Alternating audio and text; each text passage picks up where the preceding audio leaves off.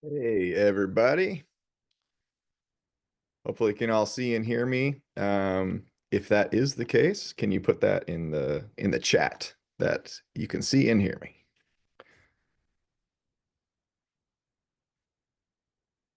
All right. Thank you, Denise. All right, let's get started. So welcome. Super glad everybody's here as we talk about higher ed content creation that hopefully doesn't suck. This is going to be sort of a 101 level, sort of laying the foundations for how we shift our thinking about from communicating just basic information to taking that information and breathing life into it. So feel free to make use of the chat as always. Connect with each other, post your LinkedIn profiles, whatever you want to do. And then as questions come up, if you can put them in the Q&A section, or else they might get buried in the chat there. So for those, maybe if this is your first webinar with me, my name is John Azzoni.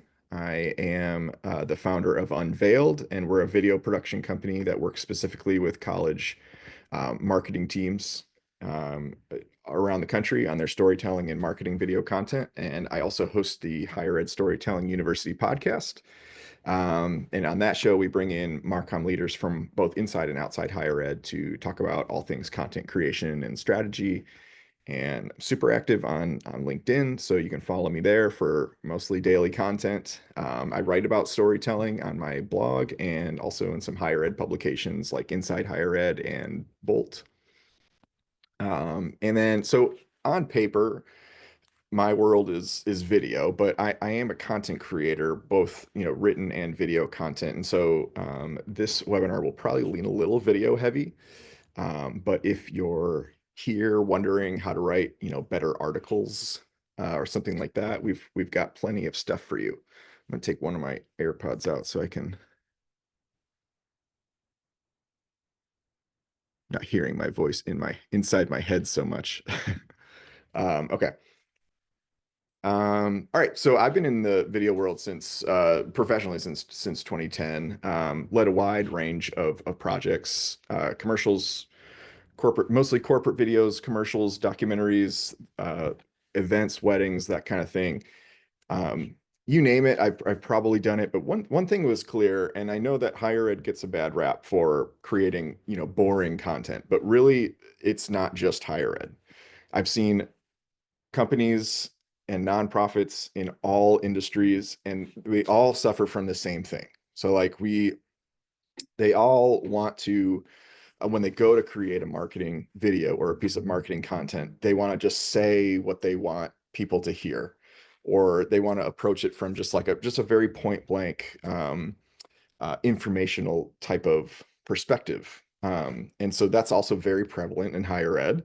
But I think higher ed is just this sort of bubble of like this kind of bubble of content that we feed to prospective students all the time. And so I think it's a lot more apparent, especially when we're trying to market to younger students, how our content is coming across. But I wanted to start this webinar by saying it's higher ed content doesn't suck. um, Everyone's content can suck. And the same issues that we see in higher ed exist in every other organization. It's a shift of thinking to take a storytelling mindset and a human first mindset when we're creating a piece of marketing content. But as I transitioned out away from the production company I was working for in 2021 and started Unveiled, I focused on higher ed because I saw that there's just so much potential for human stories within that higher ed bubble, and just so much untapped potential where, like, you have students just ambling about all over the place, and everyone has this unique story or something unique that could be used to help other prospective students see the value in the school. And so if we can take that and make that content not be bland and lifeless, safe, if we can take it and make it memorable, it's a very powerful tool for all things like enrollment, brand awareness, all that. So in this session, we're going to learn a few things. We're going to learn what is or isn't a story. So storytelling kind of underpins virtually all content that is compelling. For the most part, anything you see that's really compelling probably has this vibe of story to it. And we'll talk about how we kind of divide that word into a couple different categories. But for now, just, this will be largely a storytelling workshop. And then, we'll talk about why stories work. We'll talk about the brain science of storytelling, and some of the benefits of narrative storytelling over just communicating information. We'll talk about this distinction I call narrative versus declarative storytelling. So we'll get into how we divide storytelling into two parts, and when to use each. We'll talk about how do you work with non-stories and make them compelling? How do we go from information, just communicating bland information, to this declarative level of storytelling? And then human first thinking in higher ed. So how do we apply this to our industry? We're going to look at some hypothetical stories and talk about how we can make them go from pretty lifeless to more human and more compelling. So I want to start with, excuse me, I want to start with what is or isn't a story. So marketers, I think, and other artists and creators have sort of hijacked this word storytelling. So story used to mean something concrete, right? Like it's a retelling of a series of connected events, but nowadays the lines are pretty blurred. So a lot of people have storyteller, in their LinkedIn bio. This person here reached out to me a while ago, and I just saved it for this presentation. And I assume that, when I see that, strategic communications pro and storyteller, honestly, that's a good signal for me. Like I'm kind of like, okay, you see the world in a oh, sorry. How's that, Denise? Um, So when we talk about when I hear from marketers who have storytelling in their bio, um, I think I find that to be a good sign. They're seeing marketing in a different way, in a more human way. But I don't assume that this person is like close personal friends with like J.K. Rowling, or like, some famous screenwriter or something like that. What they mean when they say storyteller is just oftentimes it's kind of like, um, that line. I just watched Mean Girls with my daughter last week, and that line with, who is it? Amy Poehler. That's like, she's like, I'm not just a regular mom. I'm a cool mom. I think that storyteller is like, I'm not a regular marketer. I'm a storyteller. I'm a cool marketer. So it's kind of like that. That's one way that we use storytelling. Photographers, um you can't have a photography business and just be like, hey, can I like point my camera at you and click a button and then you give me money? That's not really how you market a creative business. So almost any photographer or videographer website is going to be like, when we don't just take your picture, we tell your story. And then there's this article I found a while ago: cutting edge chefs serve up food that tells a story. And so the whole vibe there is, they're these world famous gourmet chefs, but they're creating food that's not just like steak and potatoes. It's not just what the food is. It's supposed to remind you of some nostalgia of like grandma's house growing up, or something like that. And so we say, when something has more depth to it than what is on the surface, we say it tells a story. But if we take what we know about storytelling, inherently, and we look at this picture, like, what's the story? The story is like, I guess the story is like, we went out into this field and smiled at the camera. Like, if that's a story, it's a really bad one. Um, and then if you take like the fanciest plate of food you've ever had, the most expensive, fanciest plate of food you've ever had, it's always going to be a plate of food. There's no story that it's telling. The food itself is not telling a story. It may be pointing you to a story that you can think of in your mind that you fill in those blanks.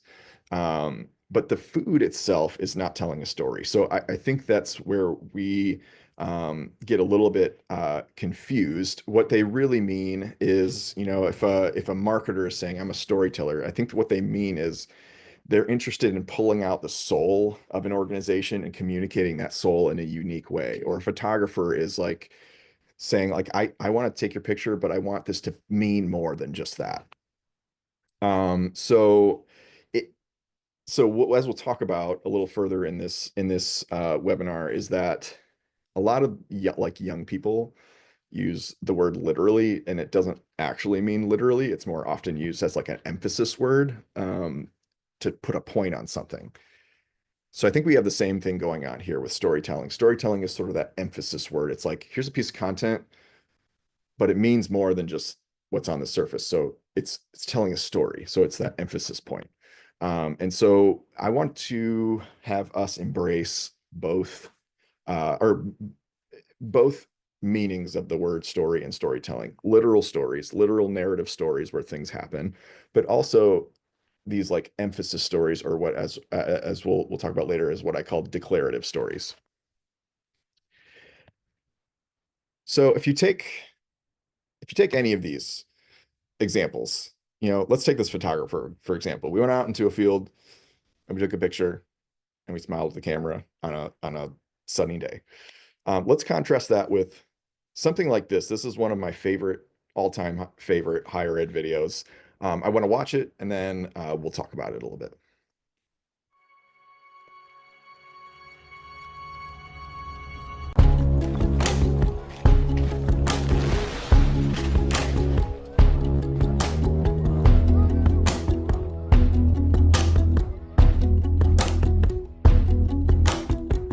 When did we lose our way? Easy and I let it go.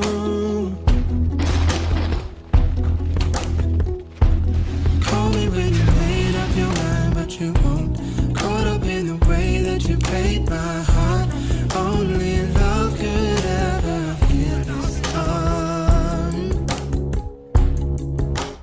Oh, don't be scared about it. Don't forget it was real.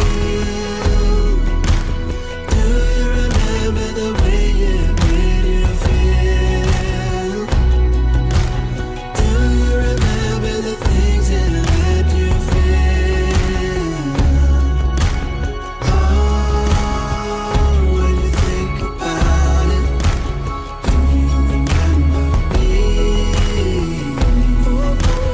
Do you remember the way it made you feel? Do you remember the things it let you feel? Okay, so probably super expensive piece of content there.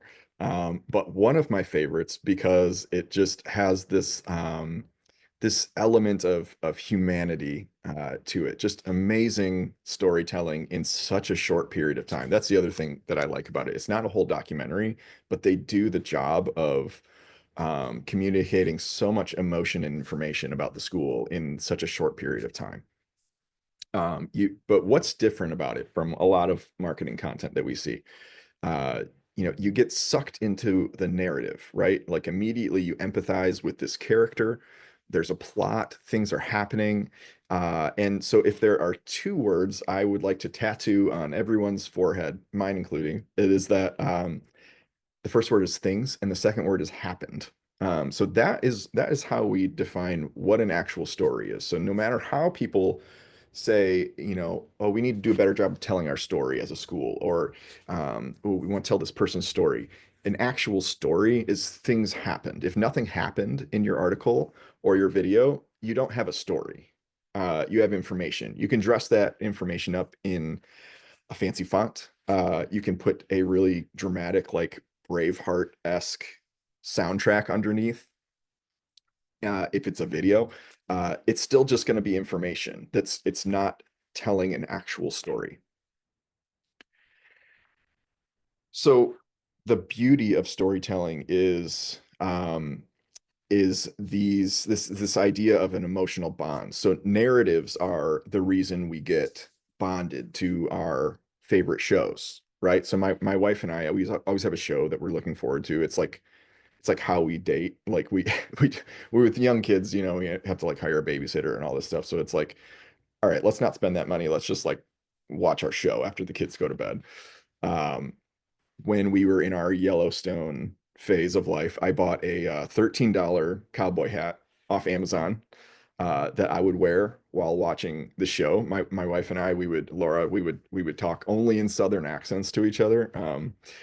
And so that's what it means to create an emotional bond. It doesn't mean like sappy, but it's just that we feel connected to the characters, to the culture of the show. We're hooked on what's going to happen next, and that bond is affecting, you know, our actions. Contrast that with here in Michigan, like every state has their famous lawyer. Here in Michigan, we have Sam Bernstein, 1-800-call Sam. Everyone I mean, this guy's been around literally my entire life. So much so that it was originally this guy in the, you know, 80s and 90s in commercials, and now his son has taken over, and it's still 1-800-call Sam. So I mean, they're all over the billboards in Michigan. And I can remember as a kid and a lot of my friends like prank calling 1-800-call Sam because there's like slip and fall lawyers. So you'd call them up and be like, I've fallen and I can't get up.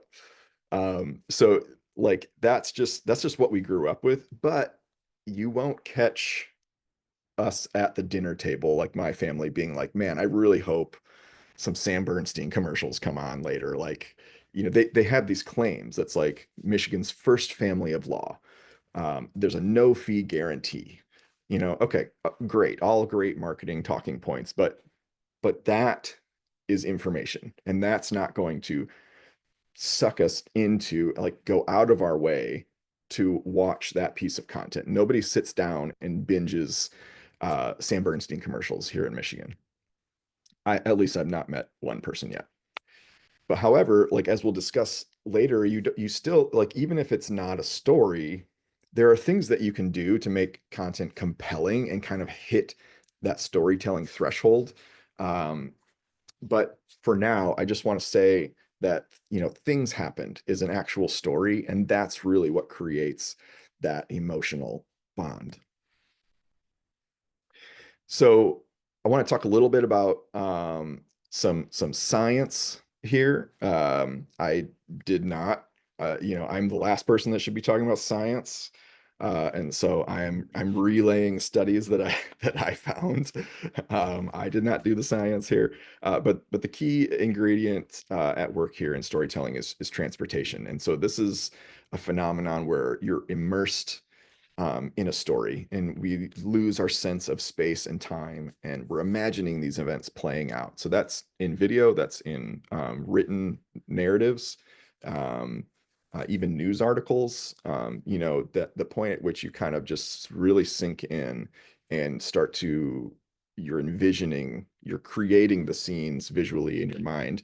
That's called narrative transportation. So a study was done where participants read a series of emotionally charged they read an emotionally charged story. It's called Murder at the Mall, and it's about a young girl, and she was unfortunately murdered by a psychiatric patient, like a total stranger in a shopping mall. And some of the participants were told that this was true, some were told that it was fictional. They measured how transported the participants were into the narrative, and they found that either whether or not the people thought it was true or not, they found that the further someone was transported into the story, the more likely they were to adopt the beliefs and attitudes consistent with the story. So for instance, they'd be more likely to believe that psychiatric patients are dangerous, like that they should have restrictions placed on them.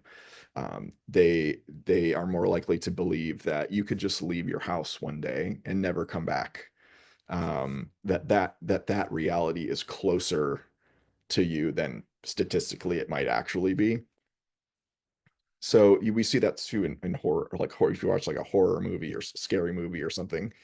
Um, when I watched The Sixth Sense years ago, I mean, it was years that I that I was like, I have trouble going to sleep because I would envision that there were like ghosts in my room, and so like it's like when you really get transported into a story, you come back changed and almost like believing that fictional world is reality. Um, and then there's another story where participants were told about a charity. So they're told about this charity, Save the Children, and they were presented with um, either a statistical appeal, so millions are starving in Africa, or they're presented with a personal story of a Malian girl named Rokia who was suffering from hunger. And so they were given the opportunity to donate real money to the charity after reading the information. And then the people who heard Rokia's story donated more than twice as much money to the organization as the people that got the statistical information. So a lot of Marcom folks, like when we go to create a piece of content, right? We might look at the statistical appeal and go, that's what we need to do. We need to tell the story of the problem. We need to take this sort of like problem first or feature first approach, and then in doing so, well, we're telling the story of the organization. But the problem is, in taking that route, you're just telling us information. You're not showing us how that is being lived out in a human's life. You're not taking us deeper into the human experience. There's no one character that we connect to and root for. It's just very tell versus show.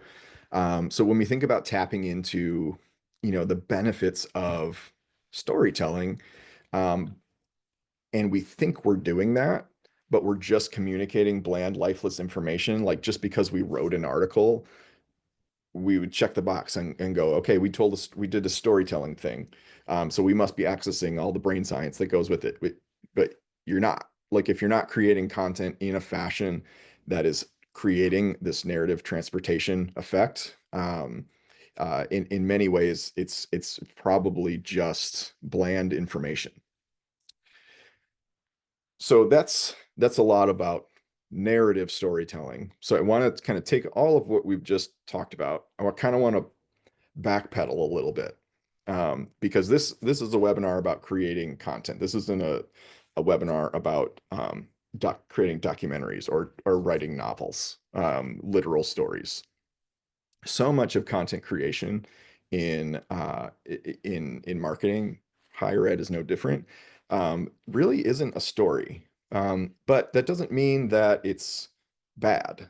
Just because something isn't a literal story doesn't mean that it sucks, right? But if we look at content that isn't telling a story, but yet still just is captivating, we can see a few patterns of like what's happening there that's still making it feel like a really compelling piece of content that doesn't suck.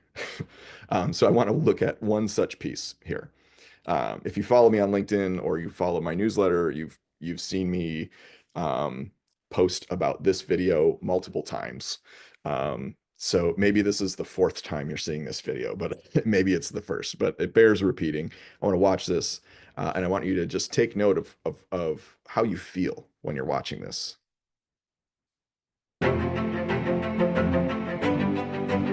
You can just wander into any random one of these buildings and find out something interesting. I have always been into bugs. I like to hot glue things to things. That's been my latest trend. I wanted to do memorials, and then I wanted to design that tallest building in the world. I'm actually planning on going to law school. I might look at maps and just look at the roadway network and be like, how could this be better, or why do they do it like this? I like governmental systems, so maybe politics is where it's at. I want to enjoy the ocean. I want to get out there and go diving and save the turtles. I definitely want to work with sharks, and I want to work with like bigger sharks. Hopefully this will be the next self-driving car. It needs to be a little bit bigger though. We study spinal cord injury, and the whole goal of our lab is really trying to get at the root of why these things happen. I just love the world that, people create just from their imagination. I really like the line between like art and writing. I like visual storytelling, but I also want to tell the stories. I asked if business students can get involved with healthcare. Texas A&M, they looked at me and said, we send business students to medical schools every single year. It has a focus in academics, sports, It's all these different programs, so many different opportunities for every person. Definitely follow your dreams, because once you get here, opportunities will open. There's so many cool things I'm getting to do and will get to do, and that I can see all my friends doing. You don't have to choose between what you think your heart wants and what your mind wants. It doesn't have to be one or the other. You can do it all. You can be someone that designs something that impacts like the whole world. Everyone wants to see you succeed. That's going to enable you to go places you never thought you would. Texas A&M looks at you in the eyes and says, this is what you want to pursue, and we're going to allow you to pursue that relentlessly. You can be on campus, you can be different, you can be yourself, you should be yourself, because that's what makes campus beautiful. We all have to just explore. You're able to start walking down that path to who you are, and then back up to what we share in Texas A&M.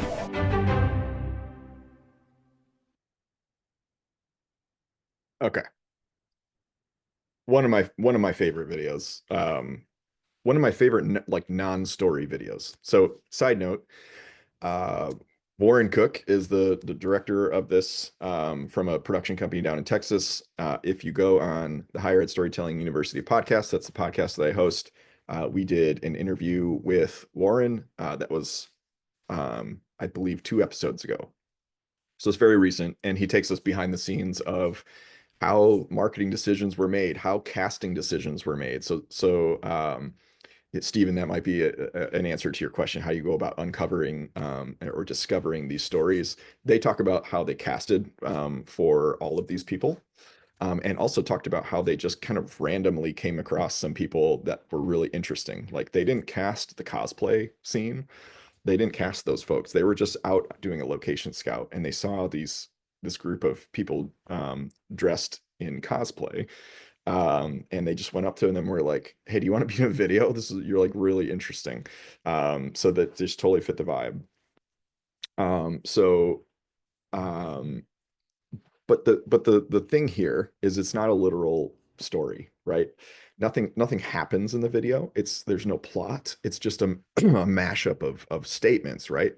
But they all together, they sort of tell a story of what Texas A&M is about. And they tell this abstract, in a really abstract sense, they tell the story about what it means to belong at Texas A&M.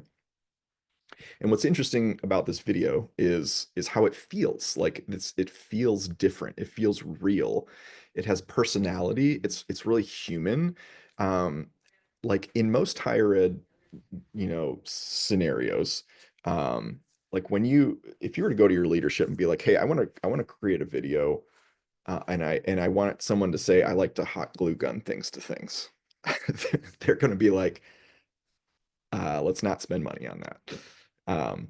But that's the very thing that is compelling. It's these in-between human moments. It's not the student sitting there saying, this is why I like, the crafts department at Texas A&M, because it's got this, and this, and all these things and tools you can use. And it's just saying, like, I like to hot glue gun things to things. And someone's going to watch that and go, yeah, me too. Because, I mean, me, John Ozzoni, I do like to use hot glue gun. It's fun. It's satisfying. I used hot glue gun to put up all the soundproofing in my office at home. I'm in a different office right now, but it was very satisfying. So I can connect with that. I can relate to that. And so this is what we refer to as declarative storytelling. It's just a term that I made up. It's not, you won't find it in a dictionary or anything, but it's technically information, but in a show kind of way versus tell. So a complete non-story version of this would be someone sitting down talking to the camera saying, you can belong at Texas A&M, and we have clubs, and we have fun events, and we have classes. And a lot of higher ed videos would have something like that and a really dramatic soundtrack underneath to kind of really hit the storytelling mark. But like I said before, like, it doesn't matter what you dress that up with. It's just bland, non-human information, features, benefit, like feature first kind of communication rather than human first. So whether it's a narrative or a declarative story, what we're looking for is personality. We're looking for novelty. We're looking for the vulnerability. We're looking for the human experience, authentic human experiences. And I think underpinning all of that is the ability to sink in to something. Like, do you want to keep watching this thing? Even though I know I'm being marketed to, there's just something captivating with every scene because they just say something I didn't expect. Like, I want to work with bigger sharks, like and he just says it in a way that's just like you're just talking to him, you know. And the guy, the ROTC guy that's like doing finger guns, down the line. I just think, all of that is just like every scene is just something new to discover. And it's all very human. And it's also very vulnerable. Like there's a part in there where the scene where the guy's walking across the frame and he trips. I love that. Like I absolutely love that because it's getting out of this, like everything in higher ed is not always like polished, perfect. Every you've come here, everything's going to be great. You're never gonna fail. All of our systems are set up for you to succeed and win, and you're going to get a six-figure job when you leave. That's just not the case, and I think people know that. And so when you call it out in a piece of content, when you have somebody tripping or failing, I think it registers as different and human and vulnerable and compelling. So when we're writing a story, for marketing purposes, or we're telling or we're creating a video, really what we're trying to go for, what I think takes us from sucks to not sucks in content is human first over feature first.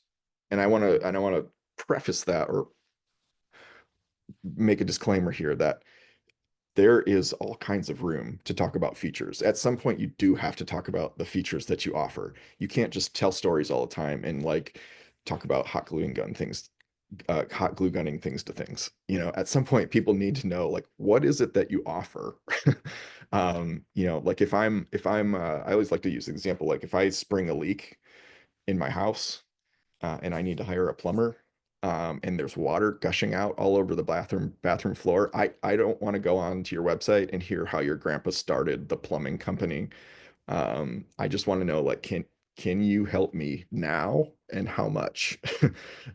So like, how much is it going to cost me? So there is absolutely room 100% for feature first content.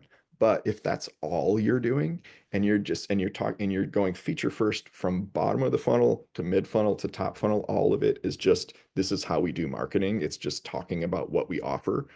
That's not compelling content creation. That's just communicating information. So oftentimes the feature first, the further down the funnel you go, the more room you have for feature first content.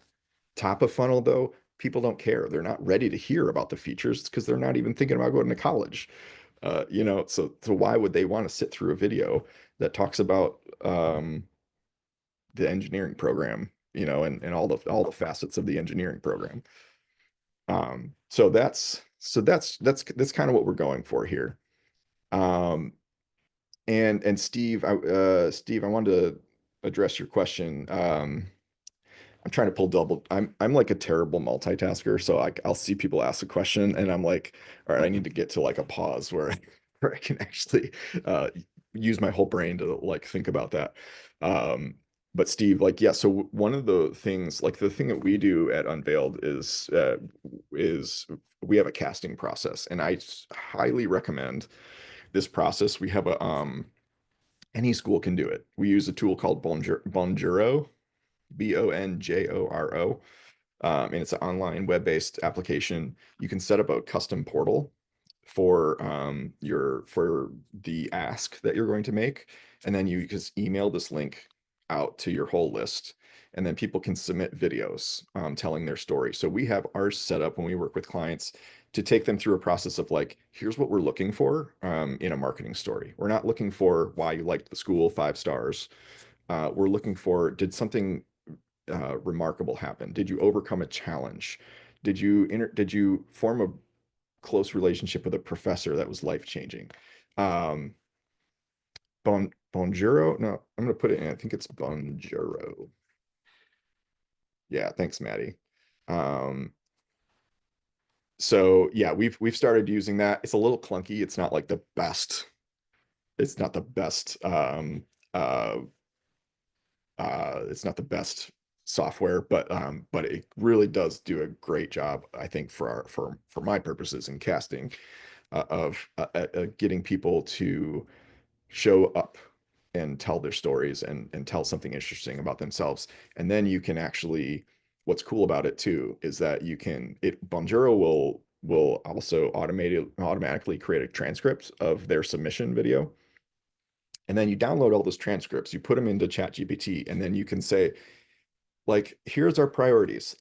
Who would be best to feature, based on all of our messaging priorities and what we're going for with this campaign. And then you can just chat with it, and make casting decisions that way. Could you share your prompt that you use to send out on Bonjoro? Yeah, so I don't have a prompt. We have a series of emails. I can follow up with everyone that attended this webinar. I can just literally send you our email templates that we send, and you just change like the deadline for submissions and things like that. There was at one point I did share all those emails in my newsletter. So I've shared them before, and I'll share them again. So then it's just plug and play. So hopefully that helps. All right, let's keep cruising. All right, so this portion of the webinar, I wanted to throw a bone here to our non-video folks. I know my world is video, and I default in my language to video, but here we're talking about written content. And a lot of times, I just worked with a school who came to me and said, "Hey, we're struggling with our marketing communications people really having a news journalist kind of approach to every piece of content they write. And even the pitches that get sent to our team are just very like bland, like just very much like, here it is, like this person did this." So there's just like we need to know how to inject life into something. So I used these examples with that school in a workshop, and I wanted to share them with you. So I'm going to have us read. So there's Maya's story, and then what's the other guy's name? Logan's story. These are just made up stories. But there's two versions of each. So Maya version 1, Maya version 2. So I want us to spend a minute and read version 1, and then we'll read version 2 together, and then we'll talk about it. So go ahead and start reading version 1. Give me a thumbs up in the chat when you're done.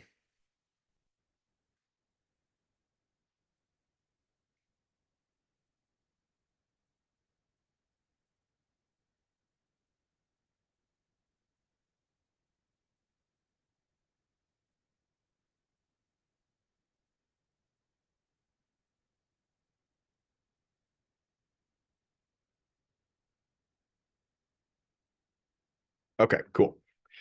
All right, now version 2. Let's see how this differs. Let me know when you're done.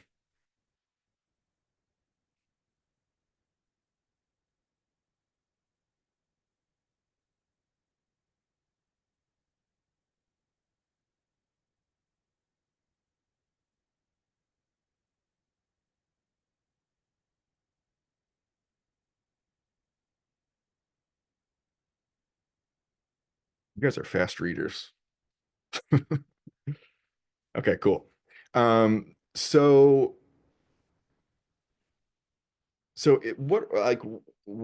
what's happening in these? I mean, feel free to chat like in the chat here. Like, give me your thoughts on 1 versus 2. Which one do you like better? Which one would you go out of your way to read? Which one, if you started reading it, if it just came across your feed on Facebook or LinkedIn, would you be more likely to read the whole thing?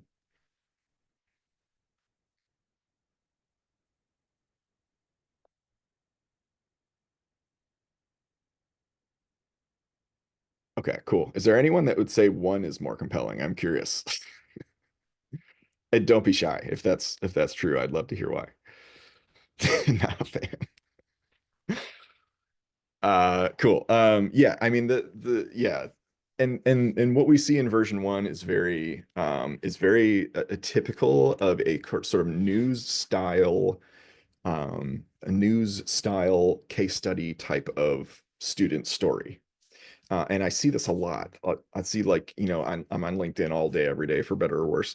And I see a lot of people post, you know, these like, oh, look at what this student did. And I go, what is a huge block of text. I'm like, first of all, I'm like, who's reading all that? Who's going to just stop in their tracks and that's scrolling LinkedIn and read all of that? But then also it's written like this. It's written just very matter of fact. So it's not even compelling it's giving us no emotional investment to read this whole thing. So it just always makes me wonder, who is this for? You know, who were they hoping would click on this and read the whole thing? But yeah, this is just very point blank. I learned how to apply child development theories in a real classroom setting. It was a valuable experience. Basically, like, I did childhood education and I liked it. Number 2, here's what I love, and here's what I want to point out about something that makes content not suck, is sensory details. And even in even the title is more interesting. Maya Thompson and the Magic of the Tiny Years. It's not just saying what it is. Like, Maya Thompson studied early childhood education. Like, that would make sense, you know, building skills in early childhood education. It's very matter of fact, but like straight to the point title. But even this is like, it's telling a story, right? It's not literally telling a story, but it's causing you to envision the magic of the tiny years before you even start reading it. But the line I love is, student asked me, she was on her knees with a bottle of glue and glitter explosion on her hands. A student had asked me to make a spaceship and somehow turned into sequins, googly eyes, and a story about flying to Jupiter to rescue grandma. And it was weirdly beautiful. And again, there's that that sort of in between human moment, along the lines of, I like to hot glue gun things, or I want to work with bigger sharks. It's like this side note of like, this weirdly beautiful thing happened, and here, let me tell you about it real quick. But it's not like part of the main story arc, right? But something, it's like those little side notes in content creation that are really compelling, because we're like, yeah, that is really beautiful. Like, I can imagine that being really a beautiful moment with a child, of just building this spaceship and getting glitter. Well, I hate glitter, so I would not enjoy getting glitter all over the place.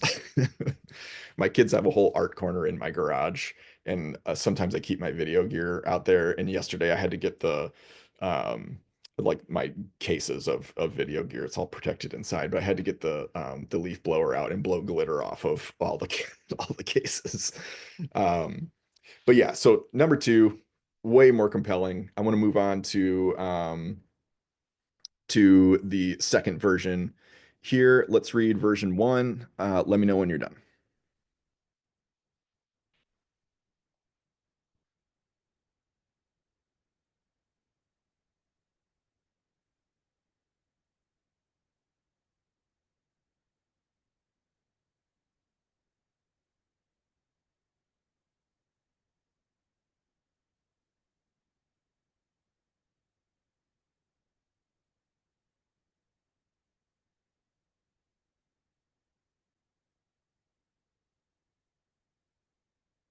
Okay, let's move on to number 2.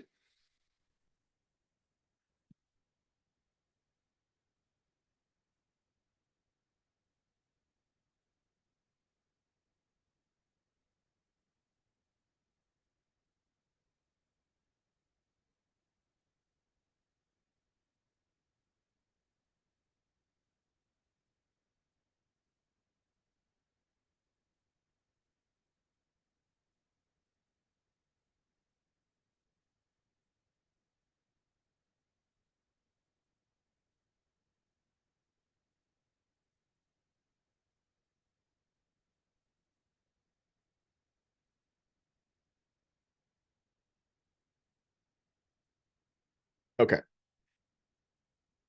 So what do we notice here about, I mean, we have the same progression here. We have kind of a boring version and then a more interesting version. Like, I would love for some people to point out, like, what were some moments in Logan's version number 2 story that made you feel something?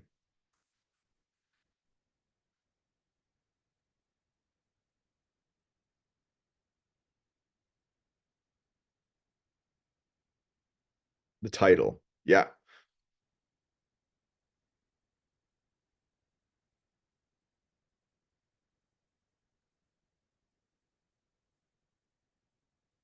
Yeah. Rob, the dumb little flap thing. That one got me too. I was like, I worked at Little Caesars in high school when they first started doing the hot and readies. And back then you had to like hold the sign outside that's $5 hot and readies, and that was my job. But when I would go in to work in the pizza shop, I would love folding boxes. You fold these pizza boxes and you get this cadence to your fingers and you could just do it all in one thing, and it's very satisfying. So that what made me think of that.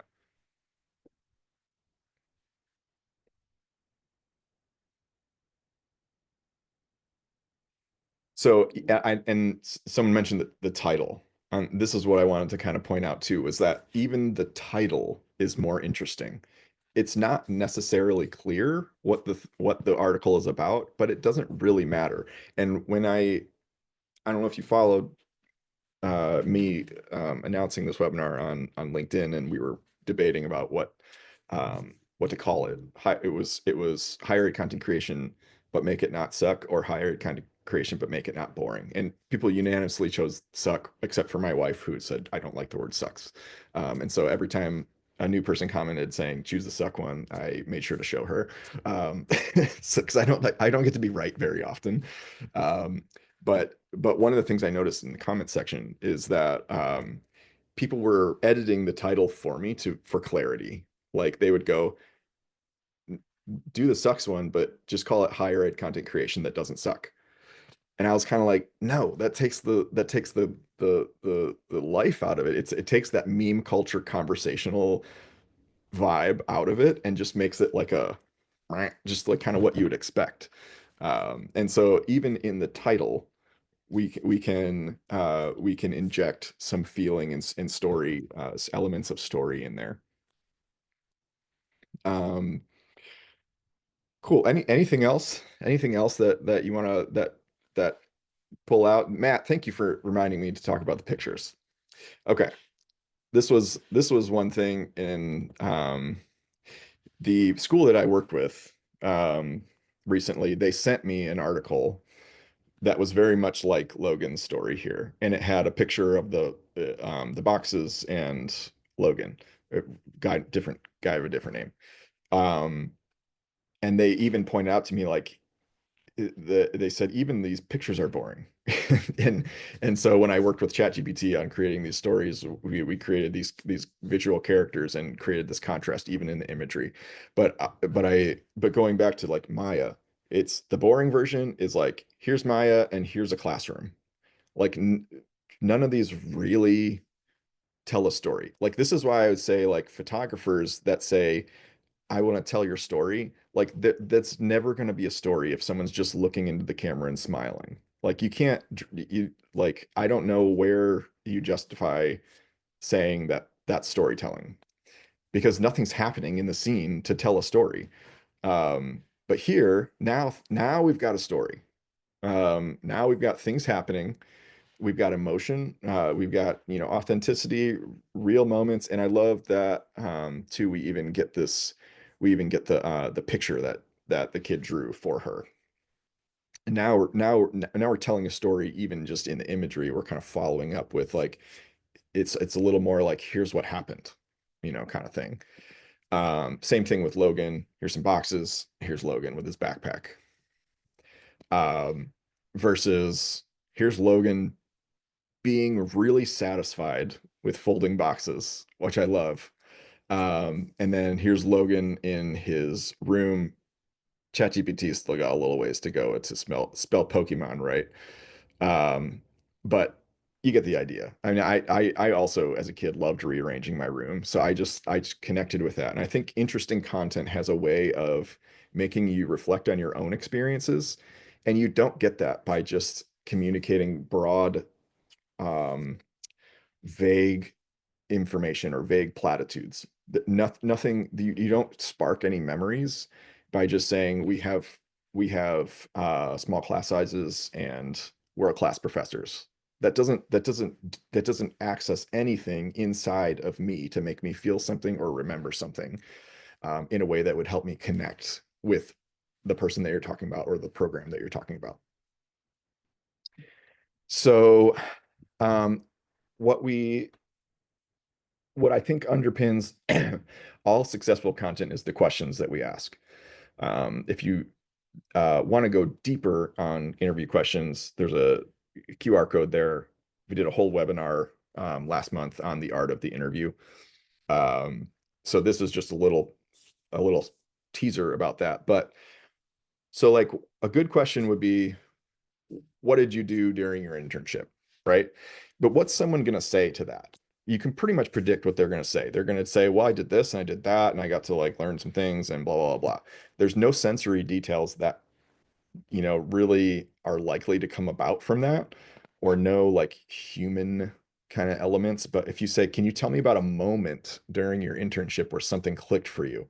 Now you're optimizing for a moment that includes some level of storytelling and the human experience and maybe some sensory details, maybe a moment of vulnerability where something wasn't clicking and then it clicked, right? So you're setting the subject up to hit on their response, have their response hit on the things that make something either a narrative or a declarative story, which would be like that. Either things happened or there was like some element of like vulnerability, sensory details, novelty, humanness to it. So why do you want to teach young kids? Okay. What would someone say to that? They would probably just give you well, because I like to help the next generation, or I just really like to help people. You know, that's just a very like transactional answer. But if you ask, what's one thing a child did or said that reminded you why this work matters to you? Now you have the grounds for a deeper response. So these kind of questions, I think it really comes down to engineering the questions that you're going to ask, assuming you're telling somebody's story. Not everything is going to involve an interview, but let's assume that you're telling someone's story, or you're creating a profile on Logan or Maya or whatever, and you're going to talk to them. How you frame the conversation is how your content will be framed. You can't leave all the storytelling to the subject for them to just open up completely and give you all this wildly compelling content. The way that you frame the questions that you ask them is going to determine the content that you get. So you need to start with better questions that are going to not guarantee, you can't guarantee that they're going to give you these amazing responses, but you can at least optimize and increase your chances that you're going to get more uniquely human responses out of them. So just a recap as we wind down here. So not everything is a story. Not everything has to be a story, but info doesn't equal story. If it doesn't create emotional investment, it's probably not storytelling. Stories stick because of how they make us feel. It's a great book called Stories That Stick, by Kindra Hall, one of my favorite books on storytelling and marketing. I highly recommend it. But you know, emotion, empathy, sensory detail, vulnerability, overcoming challenges, all of those things engage the brain, engage the senses, and help the brain remember. Show versus tell. Telling is informative. Showing is transformative. Melissa, the book's called Stories That Stick. I'll put it in the chat here. Oh, it auto-corrected to Kendra Hall. Kindra. Wait, it keeps auto-correcting me. There we go. Thank you. Kindra. Sometimes you got to really muscle it to spell it wrong. You got to try hard to spell something wrong. Start human first, not feature first. Focus on people, not programs. I think that's a really great way to frame any kind of piece of content you're making. Is if the goal is to inspire and to engage people emotionally, but you're taking a very feature first approach, we have a mismatch. here. You need to think, how can we make this connect with humans based on the science behind how our brains work and what humans connect with, which is all these things, empathy, sensory detail, vulnerability, emotions, relatability, that kind of thing. Ask better questions. The quality of your content is going to live or die by how you frame the content to begin with. So go deeper. And then you don't need more content. You just need better content. So one emotionally resonant story or one really quality piece of content like that Texas A&M piece can do way more than 10, forgettable articles that you keep just spamming everybody with on organic social. Every time I post that Texas A&M thing on LinkedIn, the comments go crazy. And it's great to have a piece that I didn't even do that one, and I can just post it and know that it's going to get like 14,000 impressions, and a lot of conversation. And what I've learned a lot from those conversations around this video is how universally engaging it is, even though it's not a story, but how effective that is. 10 pieces of boring content will never replace how effective that one video is. So the pull in content creation and marketing is always more content, post every day, post more, but really, and you got to find the line between quantity and quality. And I do think that investing strongly in quality, and then out of that one piece that you've invested strongly in, get the quantity out of it. Design it in a way that you can break it up into multiple pieces across the funnel, remix it, repurpose. And now all of those touch points that you're repurposing are also interesting because they're coming from an interesting piece of content. What else we got? Any questions that have come up while we've been chatting? I've seen a couple of questions come through. I just want to go back through the chat.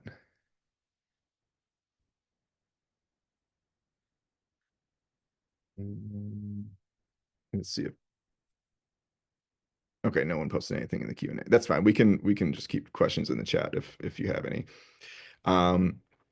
But moving on, I wanted to talk to you about video content strategy. So at Unveiled, we don't just make videos, we design content ecosystems.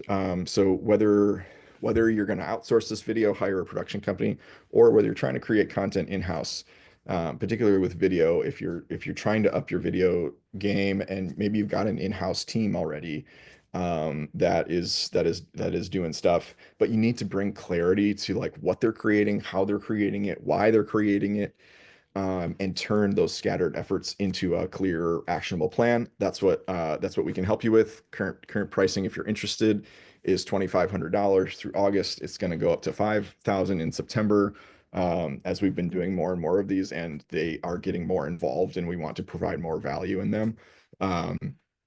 And so what we go over in these is a 2-hour workshop, and we will cover we will do a whole kind of content audit of your content, your competitors' content. We'll talk about what's working, what's not working. We'll come up with a student journey map together. That's going to help us inform like a distribution plan. So not only are we going to cover content creation strategy, but we're going to cover distribution strategy. That's another upcoming webinar too, if you want to just keep that in the back of your mind. We'll talk about distribution, because distribution is one of the hugest missing links, I think, in higher ed and really across the board in any organization. So if you don't have a distribution plan, you can't possibly know how to create effective content. Otherwise, you're just creating content and just uploading it to the internet and hoping for the best. So if you're interested in that, you can reach out to me. We can work together on that. Here's all the ways you can go deeper. I have a weekly newsletter. You can search my name on LinkedIn. I've got our podcast, and then there's my email there. So yeah, we are at time. Thank you so much for joining us today, and hope you come to the next webinar. Like I said, I'll send out that information of the emails, and then the studies as well as the recording of this webinar to keep on hand. So thanks, everybody.